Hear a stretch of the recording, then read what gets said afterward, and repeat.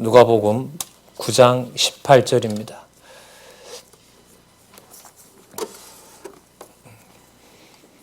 누가복음 9장 18절 제가 읽겠습니다.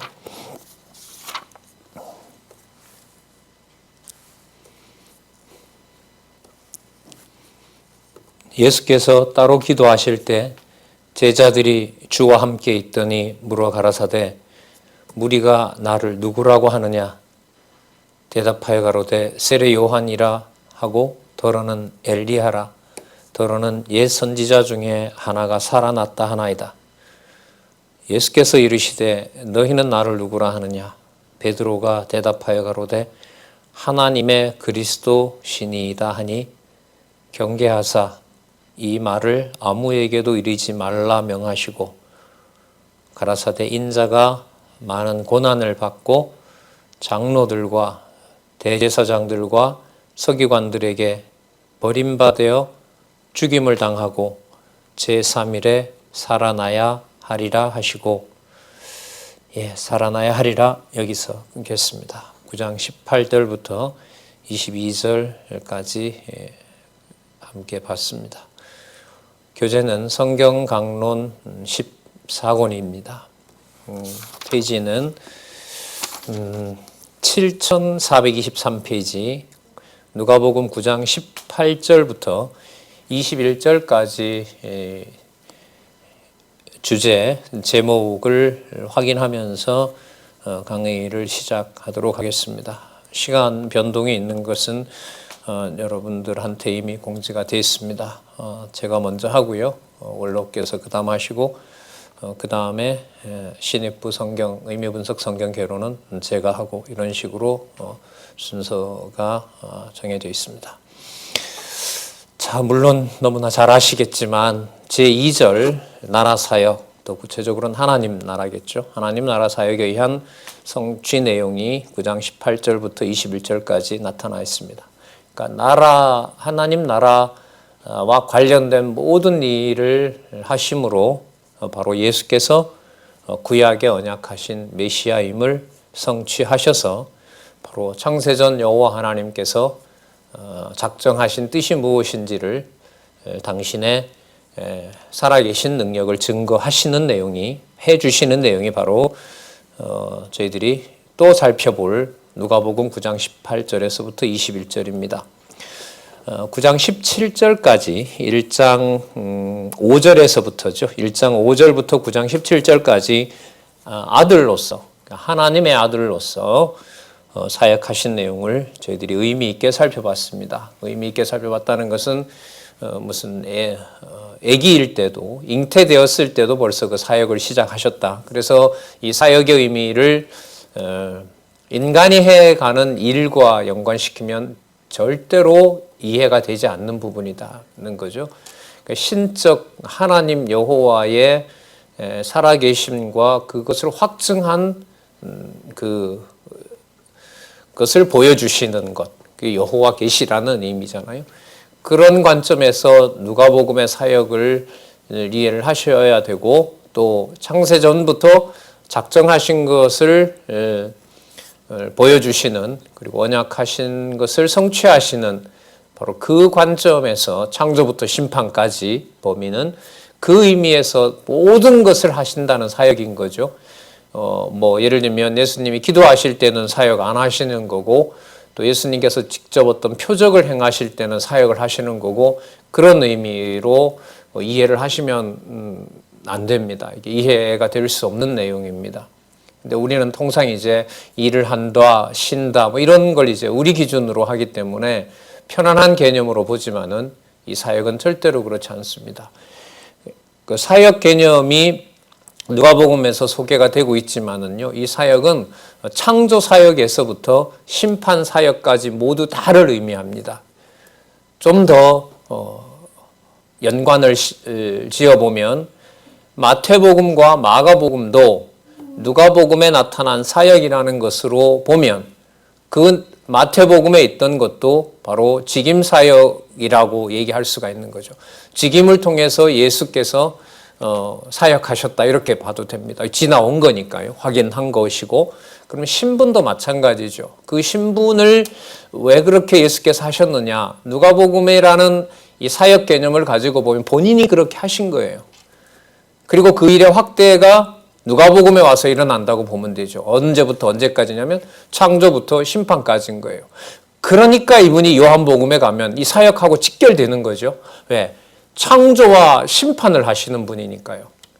그러니까 우주 만물을 만드신 분이고 우주 만물을 끝을 내는 분이고 영원한 하나님의 존재로 모든 것을 귀속시켜버리는 그런 바로 분이기 때문에 누가복음 다음에 사역은 그런 말씀 많이 드렸죠. 무게중심이 하늘로 올라가 있는 것이다.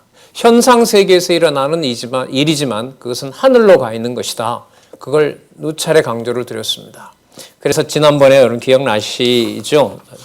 숙제와 비슷한 걸 해드렸는데 9장 17절에 아들 사역의 마지막이 그 떡 5개와 물고기 2마리 오병이어 표적이라 그러죠. 그 마가복음에도 나오고 마태복음에 나오는 것인데요. 제가 질문을 17절을 보면서 먹고 다 배불렀더라. 그 남은 조각 12바구니를 거두니라. 이 12바구니가 하늘에 속한 거겠습니까? 땅에 속한 거겠습니까? 제가 이렇게 질문을 드렸어요. 그건 이제 의미와 관련된 겁니다. 분명히 물질적으로 남은 조각이 12바구니입니다. 이거는 진짜 사실인 거죠. 그런데 지금 우리가 확인하고 있는 이 내용을 보면 1장 5절에서부터 9장 17절까지가 하나님의 아들로서 사역인 거예요. 그러니까 오병이어로 배를 불려주는 것에게 목적이 있는 게 아니란 말이죠. 8장에서부터 9장 17절까지가 여러분들 가지고 계신 그 메모를 참조하시면은 통치자 임무에 의한 사역이란 말이죠. 그 통치자 임무에 사역을 하신 거기 때문에 이런 이 통치자의 소속은 무슨 헤롯 궁이나 로마 황제가 준 무슨 그 임명장을 가지고 하시는 게 아니잖아요. 아들로서 하셨다는 의미에서 남은 12조각 바구니의 의미가 또 그 본질이 어디에 속한 얘기를 보여주려고 하시는 것이냐. 하늘에 속한 이야기를, 하늘에 속한 사건을 보여주려고 하는 기록이다라는 겁니다. 자, 그렇게 정리를 하면서 우리는 9장 18절부터 21장까지 나라 사역에 의한 성취를 살펴보도록 하겠습니다. 나라 이렇게 했을 때 가장 중요한 개념이 바로 그 나라의 주권입니다. 그 나라의 주인이 누구냐. 이게 이제 우리 상식이기도 하지만 지금 하나님 나라에서 가장 중요한 사역의 핵심이겠죠. 그 나라의 주권이 누구에게 있느냐. 우리 헌법은 우리가 민주주의 국가니까요. 모든 주권이 국민으로부터 나온다라고 하지만 성경은 아니죠. 창조주 심판주이신 하나님으로부터 하나님의 나라에 속해 있다는 거죠. 그래서 제일 먼저 9장 18절에서부터 12장 48절까지 나라의 주권에 대한 문제가 나옵니다. 매우 중요하죠. 이 부분은 나라의 주권이고 무게중심은 하늘에 가 있고 그래서 지금 의미를 주제로 이렇게 뽑아놓은 원로의 요약에는 나라 사역 이렇게 돼 있지만 이제 본문에 들어가면 하나님 나라라고 매 사건마다 거의 반복하고 또 강조하는 내용으로 나옵니다. 주권을 가지고 있다는 말은 뭐냐 하면은요. 처음과 마지막을 다 관리하신다 이 말이에요.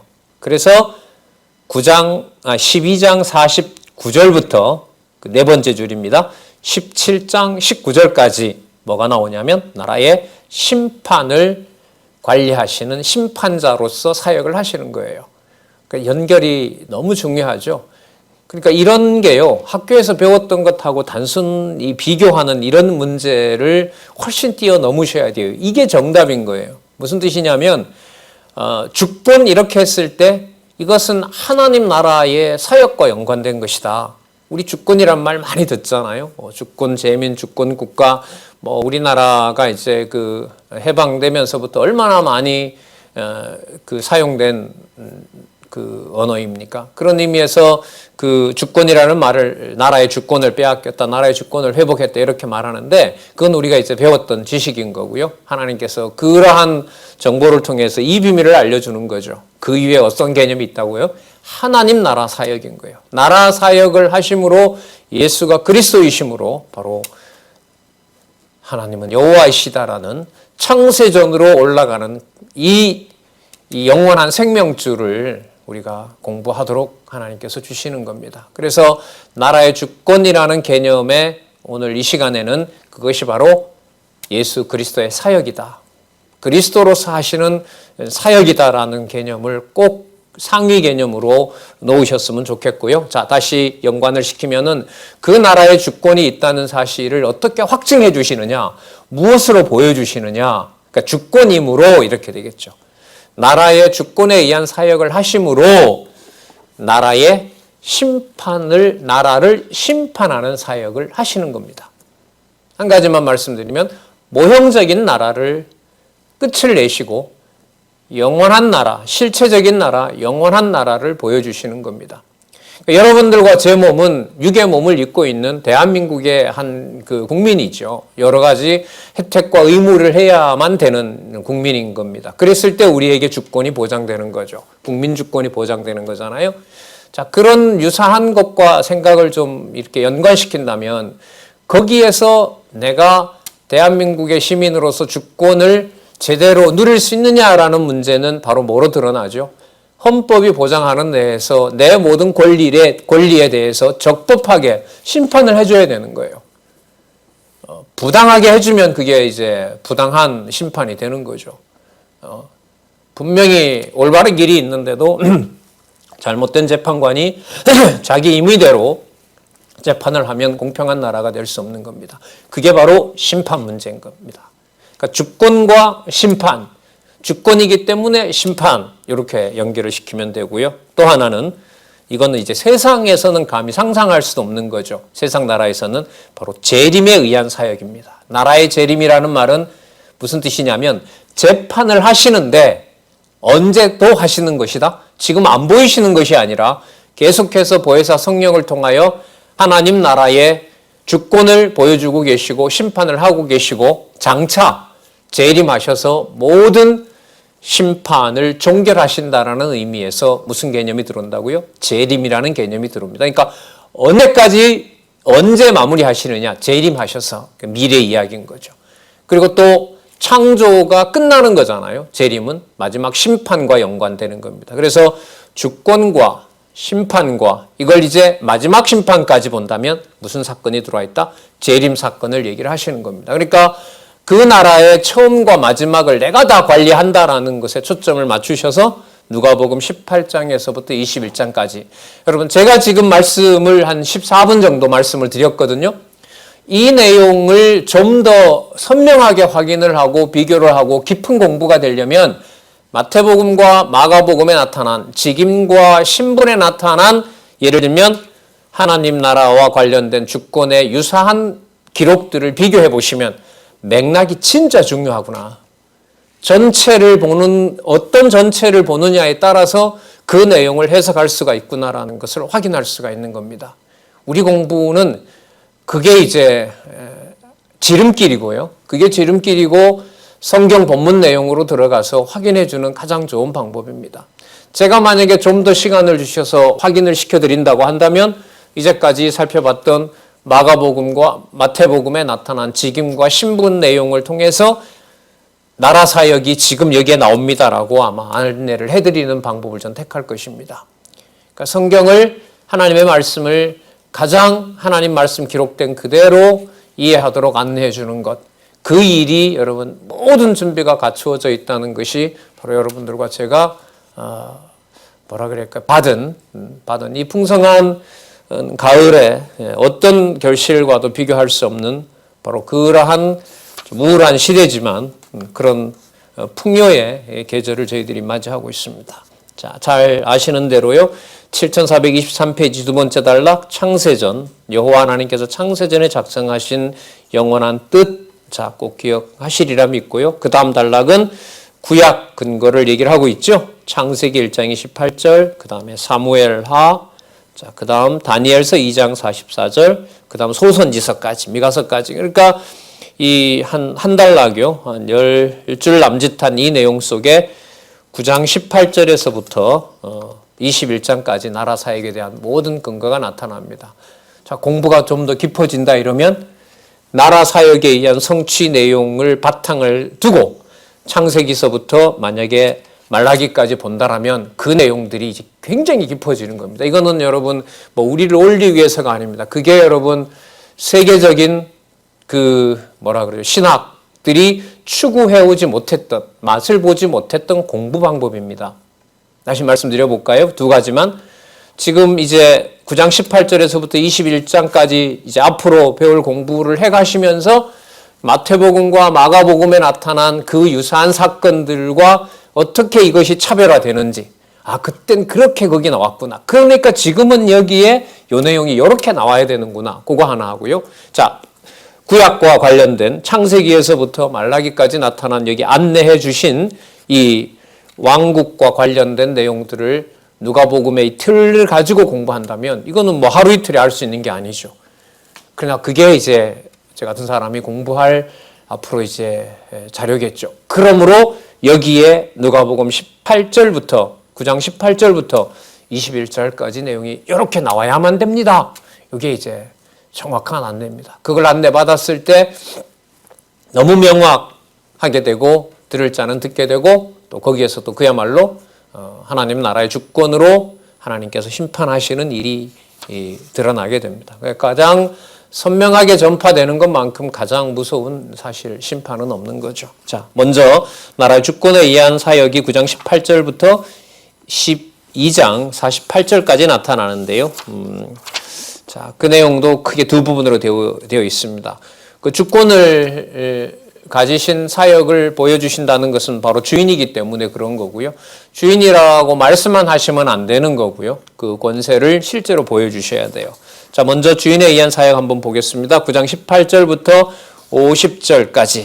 자, 50절까지 크게 5단락으로 나눠져 있죠. 4단락으로 나눠져 있죠. 먼저 그러면 9장 18절부터 27절까지 고난과 죽음과 부활을 예고하여 나라의 주인임을 가르칩니다. 자, 여러분 사역 개념 꼭 들어야겠죠? 사역하시는 겁니다. 어떤 사역을 하시는 거냐 하면 아까 22절까지 읽었죠? 나를 누구냐라고 물으시고 베드로의 대답을 이끌어내시죠. 하나님의 그리스도라고 하셨고요. 21절에 경계하십니다. 이 말을 하나님의 그리스도라는 말을 아무에게도 이르지 말라라고 명하세요. 그러면 사실은 말씀이 고난을 받고 장로들과 대제사장들과 서기관들에게 버림받아 죽임을 당하고 제3일에 살아나야 하리라. 앞으로 일어날 사역에 대해서 예언을 해주고 계시는 겁니다. 그때 그 사역이 확증되면서 말씀하신 대로 많이 말씀을 드렸잖아요. 능력이 없거나 힘이 없어서 당한 것이 아니라 자, 누가복음에서는 마가복음에서는 전반적인 어떤 그 흐름이 어떤 거였죠? 아버지 아들이기 때문에 순종하는 개념으로 말씀을 많이 드렸죠. 누가복음은 그보다가 더 적극성을 띱니다. 뭐 하신 것이다? 사역하시는 것이다. 이렇게 돼요. 그러니까 그게 아버지의 뜻에 순종하는 건지 적극적으로 사역을 하시는 건지에 대한 이런 지혜는 이 내용들을 마태, 마가, 누가를 섞어 놔서는 안 돼요. 이거는 진짜 사단에게 복음서를 맡긴 역사예요. 서구 신약이 그렇게 해서 끝이 나거든요. 그게 여러분 사실 칼빈부터 그렇게 주석을 하죠. 그게 결국은 칼빈 이후 한 200년 와서 끝이 나버립니다. 그래서 마음대로 성경을 조작을 하고요. 미국 대통령 2대 대통령 제퍼슨은 자기가 놓고 자기가 마음에 드는 순서대로 가이지를 합니다. 그리고 갖다 붙여요. 그리고 성경을 제퍼슨 성경이다 이렇게 발간까지 합니다. 그게 여러분 미국 대통령이면서 신학자였던 사람이 했던 일입니다. 뭐 저 철학자도 건들고 이 신학자도 건드는데 내가 못 건들 게 뭐가 있어. 그러면서 성경 자체를 난도질하기 시작을 한 거죠. 그게 여러분 우리나라에 들어와서 다행스럽게도 우리는 명제만큼은 성경은 하나님의 정확무한 하나님의 말씀이다. 이것이 이제 지켜졌고 보호되었고 그게 이제 우리에게는 이렇게 확증이 된 그런 역사 속에 저희들이 들어있는 거죠. 자, 어쨌든 한번 볼까요? 22절 가라사대 인자가 많은 고난을 받고 장로들과 대제사장들과 서기관들에게 버림받아 죽임을 당하고 제3일에 살아나야 하리라 이렇게 하십니다. 그 앞으로 사역을 하시겠다는 것을 예언해 주시는 거죠. 자, 23절부터 27절에 보시면은요, 제자들에게 그 결과에 대해서 예고를 해 주십니다. 그러니까 이 사역은 내가 해야만 되는 일이고 이 사역은 이런 의미여야 된다는 것을 알려주세요. 그 내용으로 보면 죽임을 당하시는 것이고 또한 살아나시는 것인데 이런 주인은 없죠. 이런 권세를 가진 분은 계시지 않는단 말이죠. 23절에 보시면은요, 예수님을 따라오는 하나님의 그리스도를 따라오는 자는 날마다 자기 십자가를 지고 쫓아올 것이니라. 여러분, 하라는 명령이 아닙니다. 그걸 설명하는 겁니다. 이런 자이어야 된다는 것을 무슨 자격으로? 주인이시니까.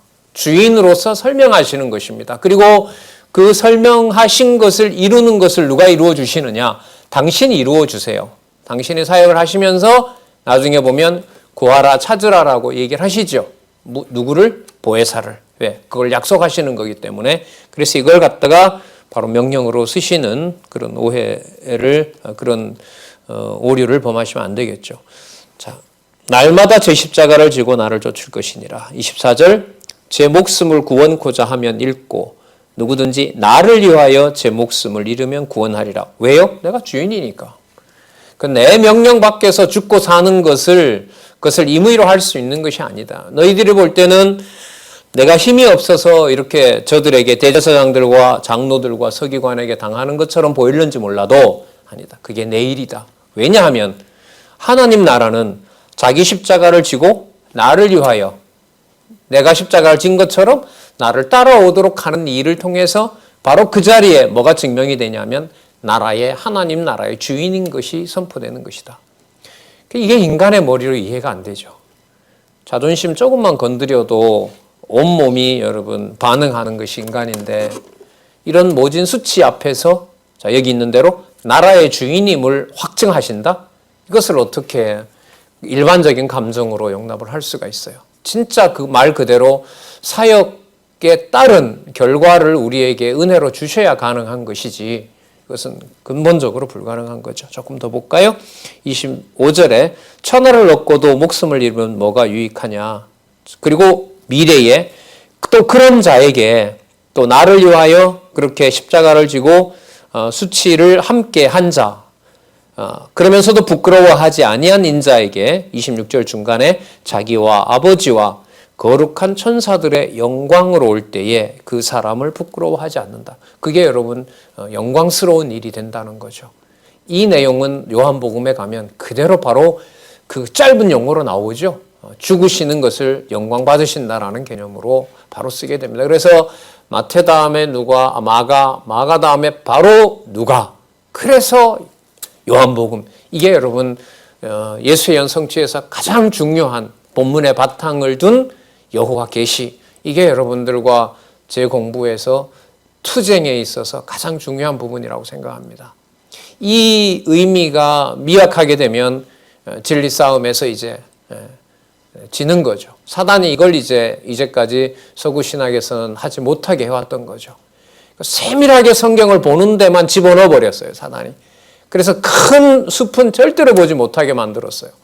그래서 낱말 하나, 토시 하나까지, 어원까지 분석하고 해서 몇 년을 공부해도 그냥 마태복음 몇 장밖에 모르는 그런 성경 신학자가, 그 신학자가 만들어지는 것이 이제 영예인 것처럼 아니죠. 사단이 을 통해서 그 전체를 보지 못하도록 한 진짜 하나님의 무서운 심판이라고 할 수 있습니다.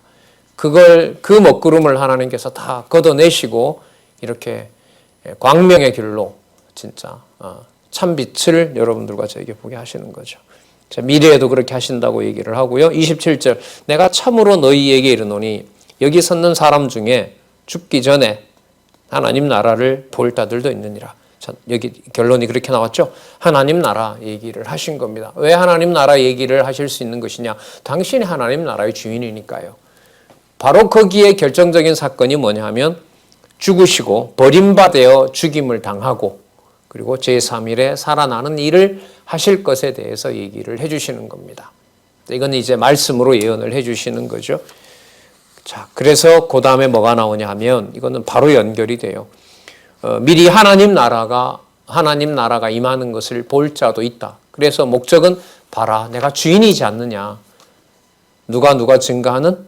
여러분, 구약의 선지자들을 불러내서 그들이 바로 그리스도의 통치 아래에 있는 하나님 나라 아래에 있다는 사실까지 보여주는 놀라운 일이 바로 28절에서부터 36절까지 영광 중에 변화 모습을 보여줍니다. 이게 사역인 거예요. 변화하는 모습의 사역을 하시는 거예요. 누구이시니까? 주인이시니까. 자, 그러면서 하늘에서 하나님의 아들이심을 확인해주는 음성까지 나타나는 내용이 28절에서부터 36절입니다. 8일이 지났습니다. 예수님께서 기도하러 가시면서 베드로, 요한, 야고보를 데리고 갑니다. 그런데 기도할 때, 자, 29절에 보면 용모가 변화되죠. 그러니까 이렇게 볼게요. 하나님 나라에 속한 모습으로 용모가 변화됐다. 이렇게 보면 되죠. 그래서 제가 9장 17절에 나타난 그 남았던 떡바구니 얘기를 하면서 이 바구니에 남은 떡이 땅에 속한 걸까요? 하늘에 속한 걸까요? 이렇게 이제 질문을 드렸던 거예요. 그러니까 9장 18절부터는 땅에서 보여준 사건이지만 그 모든 보고 듣는 사건을 앞에 먹었던 떡과 연관을 시키면 어디에 속한 양식을 먹게 된다는 거죠? 보게 된다는 거죠? 하늘에 속한 것을 먹게 된다는 거예요. 그래서 제가 그 아들 사역의 9장 17절에 나오는 그 떡바구니가 바로 18절부터 진행되는 하나님 나라 사역. 하나님 나라는 세속의 지배를 받는 게 아니잖아요. 그렇다고 세속과 무관하진 않죠. 세속을 지배하는 나라란 말이에요. 그런 의미에서 제가 아들 사역의 마지막 부분을 그렇게 질문을 좀 드렸던 겁니다. 그러면 지금 이제 확인이 되죠. 영광 중에 분명히 기도하러 가신 언제 어디서가 있는데 거기에서 자 29절에 하나님 나라에 속한 용모로 바꿔버리는 겁니다. 그럼 이거나 여러분 보세요. 이것이나 오병이어나 떡 5개와 물고기 2마리로 4,000명을 먹인 것이나 하나님 나라 일의 본질로 보면 차이가 없는 거죠. 그러면 성령께서 오셔서 여러분들과 저에게 그냥 말씀해 주시니까 내가 들을 수 있는 거지 이런 차원으로 보시면 안 되는 거죠. 성령께서 오셔서 성경 말씀을 하나님의 말씀으로 그 많은 사람들이 보고 했지만 못 봤잖아요. 결국은. 서구신학은 그야말로 신학 자체가 뿌리가 뽑혀버렸단 말이죠. 그런 시점에 여러분 한국이라는 나라도 주목을 받게 하고 어떤 우리 형제 얘기대로 K-방역, K-디펜스라 그러잖아요. 거기에 모든 세계가 놀라고 있는 거 아닙니까? K-디펜스가 본질이 아니고 신학이 여러분 디알러지거든요. 디알러지. K-디알러지가 K-신학이 진짜 이 시대의 본질이다. 이렇게 저에게 얘기를 해요. 제가 맞다. 그 진짜 등에 땀이 이렇게 흐르더라고요. 맞다. 진짜 그 말 나 공감한다. 그러니까 하나님께서 이 시대에 이런 시대에 우리 지금 하나님 나라 보고 있지만 이 하나님 나라의 사역을 해가시는 일을 지금 이 시대에 왜 이렇게 해주시는 것인가 이것을 신학과 무관하게 생각해 볼 수는 없는 거잖아요. 예. 그래서 제가 그 형제의 말에 100% 공감한다. 그 개념 속에 바로 여러분 더 바이블 스테알러지가 있잖아요. 성경 신학을 통해서 누구는 금절인다 하지만 이렇게 우리는 풍요롭게 자 29절에 진짜 하나님 나라에 속한 용모로 변모하신 것처럼 성령께서 오셔서 하늘에 속한 진리를 여러분들과 저에게 비춰주시는 거 아니겠습니까? 자 그리고 30절에 보면 이 제자들이 봤는데 모세와 엘리야가 나타난 거죠. 31절에 뭐라고 하냐면 영광 중에 나타나서 장차 예수께서 예루살렘에서 별세하실 것을 말씀할세. 이들이 사도인 거예요. 쉽게 말하면. 이들이 주인이 아니에요. 예수님께서 이 두 사람을 불러낸 거예요. 소환을 시켜서 내가 지금 하고 있는 사역을 당신네들이 얼마나 오랫동안 기다려왔는지 이들에게 보여줘라. 아까 예수님이 뭐라 그랬냐면 하나님 나라를 볼 자들도 있다고 했으니까요. 보면서 이미 수백 년 전에 죽었던 우리 모세가 언제 사람이에요? 그렇죠? 모세와 엘리야를 불러서 그들에게 보여주는 거란 말이죠. 물론 영적인 눈을 띄워준 거겠죠. 그 일에 주관자 하시는 바로 이분이 뭐다? 나라의 주인 되신다. 자, 32절에 보면은요, 좀 재미있다 그래야 되나요? 볼까요? 베드로와 함께 있는 자들이 권하여 졸다가 깨버렸어요. 예수님 기도하는데 그냥 졸아버렸어요. 그런데 뭘 보느냐 하면 예수님의 영광, 변모한 예수님의 영광과 함께 선 두 사람을 보는 거죠. 자, 그러면 이 말이 여러분 뭘 의미할까요? 하나님 나라의 주인이라는 사실을 본 거예요. 눈을 보여준 거. 이미 볼 자도 됐으니까. 그러니까 아까 용모가 변했다? 하나님 나라에 속한 용모로 변했다. 왜? 하나님 나라의 주인이시니까. 그것을 누구에게 알려줬다? 예수의 영광과 함께 선 두 사람의 그 영광도 보여줬다? 왜요? 하나님 나라에 속한 거니까. 하나님 나라에 속한 자라면 예수님이 누가 되신다? 하나님 나라의 주인 되시니까. 그리고 이제 사역은 그 다음에 이제 하겠죠? 9장, 11장 이제 14절부터 가시면 이제 나라의 권세 사역을 하시는 내용이 이제 나타납니다. 그때 가서 살펴보도록 하고요. 계속해서 당신이 주인인 것을 확증해 주는 내용이 지금 나타납니다. 자, 그러면 34절에 가시면 33절 끝에 가면 그 광경을 보고 베드로가 얼떨결에 말을 합니다. 잘 아시잖아요. 초막셋을 지켰다. 하늘에 속한 그 광경에 이제 거기서 머물고 싶었던 거죠. 그러면서 33절 끝에 보면 자기의 하는 말을 자기도 알지 못하더라. 왜요? 하나님 나라에 속한 거니까. 땅에 속한 게 아니기 때문에. 땅에 속한 게 아니기 때문에. 그러니까 여러분 이런 구절들이 유사한 구절이 나오더라도 이건 다른 거예요. 마태복음과도 다르고 마태복음의 의미와 직임과 다른 거고요. 직임이 나타난 부분하고 신분이 나타나는 의미에서는 저는 이게 다르게 나타난 겁니다. 그러니까 왜 우리의 빛을 그 프리즘에다 통과시키면 똑같은 그냥 붉은 태양 같지만 뭡니까? 원광이라 그러죠. 광원이라 그러잖아요. 광원 자체가 단일한 게 아니잖아요. 7색깔로 나타나는 것도 그 우리 눈에는 하나로 보이는 거지만 마찬가지인 거죠. 그 영광스러움이 여러분 그러면 마태, 마가, 누가, 요한 4가지 스펙트럼밖에 없겠습니까? 아니죠. 온 우주가 전부 그걸로 꽉 찬다잖아요. 좀 이렇게 말씀드려 볼까요? 60억의 인구가 있으면 60억의 하나님 나라의 영광스러움이 있는 겁니다. 누가 지배하는. 그렇죠. 예수 그리스도가 통치하는 현대 60억 인구의 각자를 통해서 하나님 나라의 주인을 통치하시는 거예요. 이 사실이 우리로 하여금 자유롭게 하잖아요. 누구로부터? 타인으로부터, 사람으로부터, 사회로부터, 국가로부터. 그럼 이 국가가 주는 스트레스가 보통 아니잖아요. 역사 공부를 저는 요즘 들어서 대안 없이는 우리 후배들, 중고등학생들한테 참 소개하기가 힘들어요. 사실 우리 못하고 말았지만 지난 2월 달에 우리 학생들 데리고 제주에 있는 역사 유적지 탐방을 하려고 했었거든요. 그 몽골 그 항목 유적지부터 시작해서 역사적 유적지가 많아요. 거기는 저는 관광지라는 이미지는 아니라고 봐요. 먼저는 그런 어떤 역사 그리고 교회와 관련된 사건도 많고요. 그걸 하려고 해서 이제 못했는데 근데 갈등이 되더라고요. 그때. 그러니까 너네들 역사 공부 열심히 해야 된다? 근데 책임 못 진단 말이죠. 하나님 나라를 주관하시는 진짜 주인 되시는 그리스도에 대한 베이스가 웬만히 단단하지 않으면 여러분 그 사건과 직면할 때마다 여러분 사람에 대한 원망과 여러분 사회에 대한 그 어떤 그 적대감과 아니면 국가 통치에 대한 반감과 굉장히 오래 가거든요. 제가 이런 거 직접 경험한 거니까요. 그래서 여러분 지금 이 시점에서 하나님께서 어쨌든 가까이 가족을 두고 그들에게 진리의 말씀으로 소통할 수 있는 기회를 준 것은 진짜 하나님이 살리려는 것 같아요. 같은 게 아니라 그런 거겠죠. 살리려고 진짜 이 마지막 세대 같은 느낌이 자꾸 드는데요. 그걸 하나님께서 섭리하시는 게 아닌가. 자, 좀 곁나간 것 같지만 다시 돌아와서 보도록 하겠습니다. 자기가 하는 말이 무슨 말인지도 몰라요. 왜요? 하늘에 속한 주인인데 그걸 여러분이 세상에 알고 있는 언어로 그런 어떤 행동으로 다 거기에 응대할 수가 있겠습니까?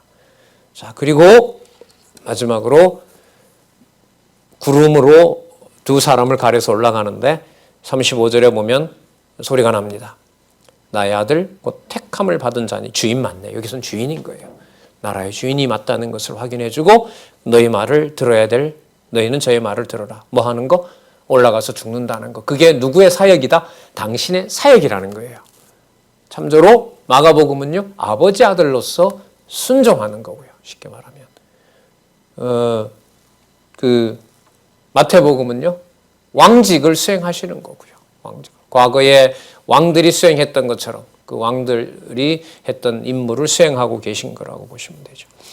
나의 아들 곧 택함을 받은 자니 너희는 저희 말을 들으라. 36절에 소리가 그치며 오직 예수만 보이더라.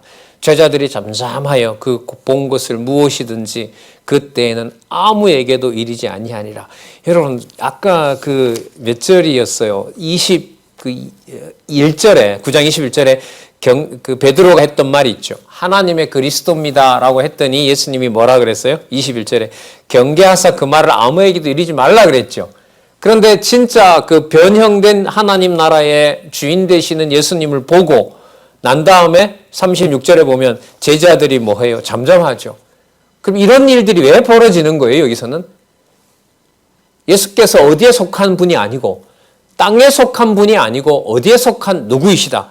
하나님 나라에 속한 어떤 분이다? 주인이시다. 이게 바로 여러분 그냥 지나갈 것 같지만은 그렇지 않은 거예요. 이런 뉘앙스들이 마태복음과 마가복음에 나타난 그 부분의 그 목적, 직임과 신분과 또 여기 나타난 사역을 구분해 나가는데 아주 미묘한 부분이에요. 그런 면에서 이걸 명확하고 천천히 볼 수밖에 없어요.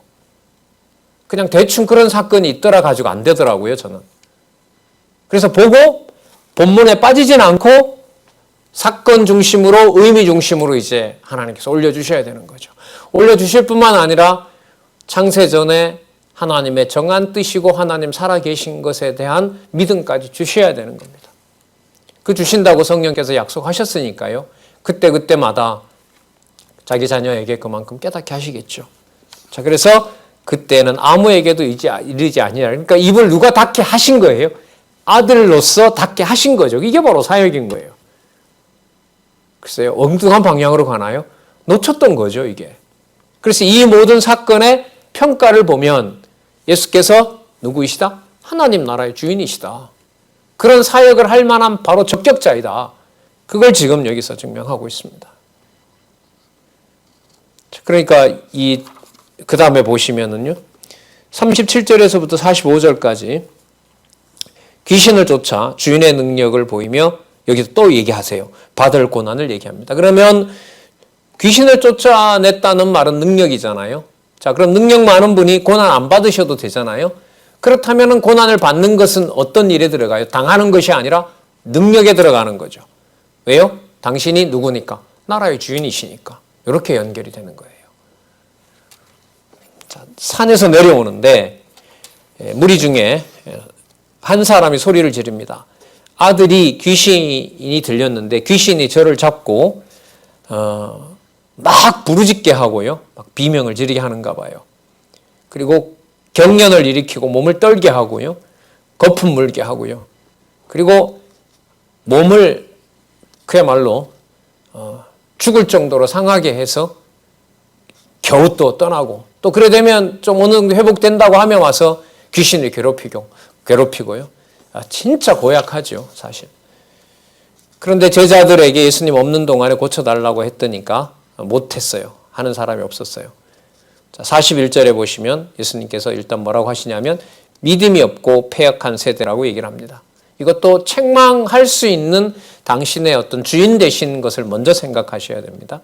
그 패역한다는 말은 이제 그릇되게 하고 왜곡한다 이런 의미인 거죠. 어떤 도덕적인 개념보다가 자, 내가 얼마나 너희와 함께 있으며 너희를 참으리요 내 아들을 이리로 데리고 오라 하고 자, 이미 올 때 예수님께서 얘기했어요. 그러다 보니까 귀신이 그 아들을 거꾸로 때리고 경련을 일으키게 하고 예수님께서 더러운 귀신에게 꾸짖죠.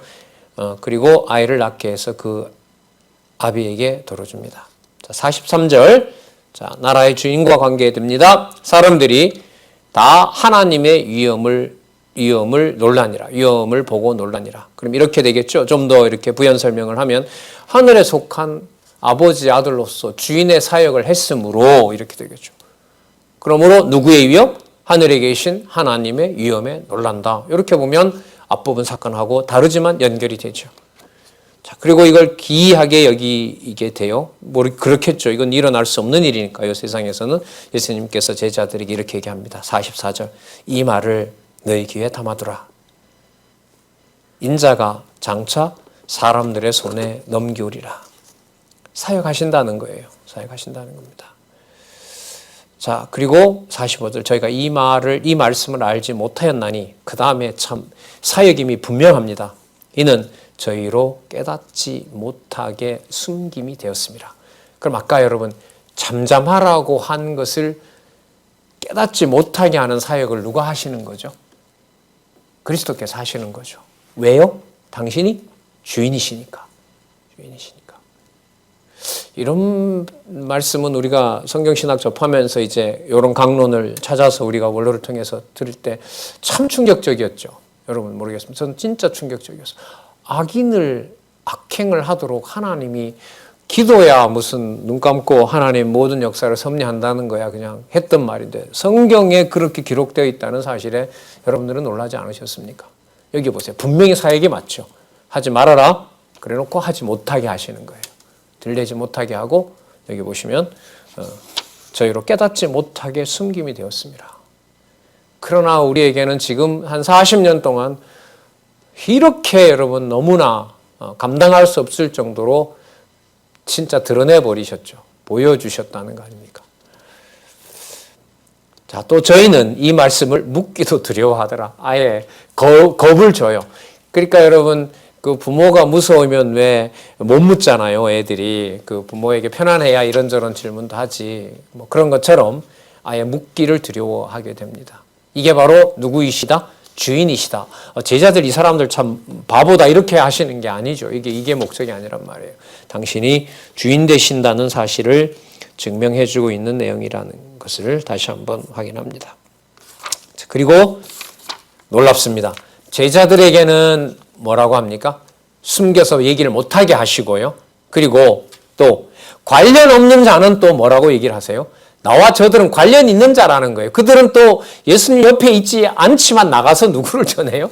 그 예수가 하나님 아들을 이렇게 전하는 거예요. 이걸 참 보겠습니다. 일단 작은 자가 큰 자이며 반대치 않으면 위하는 자라고 가르쳐요. 참, 이걸 어떻게 이해를 하겠어요? 이걸 세상에 이런 일이 벌어졌을 때 이걸 어떻게 연결을 시키겠으며.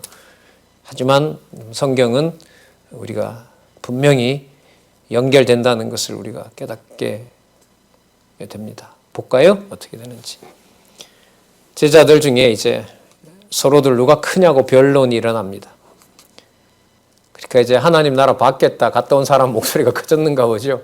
너희들 못 봤지? 나는 봤다. 근데 예수님이 나한테 일 제일 많이 시켰지 않느냐. 이제 사소한 걸로 이제 싸움이 난 거죠. 예수님께서 그걸 아시고 어린아이 하나를 데려옵니다. 그 어린아이가 뭘 하고 이게 아닙니다. 어린아이를 데려와서 어른들이 무시할 수 있는 어린아이를 데리고 48절에 저희에게 이르시되 누구든지 앞에 하나 붙여볼까요? 서로 크다고 싸우는 그 자들을 보고 누구든지 내 이름으로 이 어린아이를 영접하면 곧 나를 영접하며 또 누구든지 나를 영접하면 곧 나 보내신 이를 영접함이라. 그 다음 너희 모든 사람 중에 가장 작은 그 이가 큰 자니라. 이게 바로 하나님 나라에 속한 주인의 판정법입니다. 인간적으로 높다고 하는 자는 낮은 자이고 너희들이 그렇게 인간의 상식적인 판단으로 낮다고 하는 그 자가 바로 가장 큰 자다. 요한이 물어요. 주의 어떤 사람이 주의 이름으로 귀신을 내어 쫓는 것을 우리가 보고 우리와 함께 따르지 아니함으로 하지 말라 그랬습니다. 예수님 이름 얘기하지 말라 그랬습니다. 예수께서 가라사대 금하지 말라. 너희를 반대하지 않는 자는 너희를 위하는 자리라. 어떤 부분에 가면 여러분 이제 제자들만 격려하면서 다른 자들에 대해서 심판하시는 이런 내용도 나와요. 그건 진짜 유의해서 그 맥락을 살펴봐야 되는데요. 여기서는 나라의 주인임을 어떤 행위를 가지고 그 나라의 백성이다 아니다라는 것을 판정하시는 게 아님을 보여주고 있죠. 지금 그러니까 기준이 전적으로 당신에게 있으므로 당신이 하나님 나라의 주인이 된다는 겁니다. 50절에 아까 봤지만은 너희를 반대하지 않는 자.